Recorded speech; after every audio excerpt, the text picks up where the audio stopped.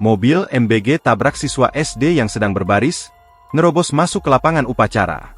Kecelakaan mengerikan terjadi di SDN Kalibaru 01, Cilincing, Jakarta Utara pada Kamis, 11 Desember 2025, sekitar pukul 6.30 waktu Indonesia Barat.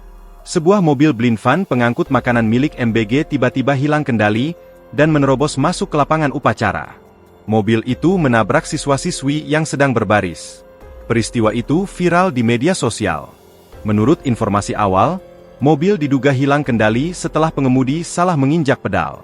Akibatnya kendaraan meluncur hingga menabrak siswa dan guru yang sedang berada di lapangan. Suasana seketika berubah mencekam. Sebab, sejumlah siswa dilaporkan menjadi korban. Mereka tergeletak di sekitar lokasi tabrakan. Bahkan, beberapa anak terlihat terjebak di bawah kolong mobil sebelum dievakuasi. Saat ini para korban sedang dievakuasi untuk dibawa ke rumah sakit terdekat. Download Tribun X sekarang, menghadirkan lokal menjadi Indonesia.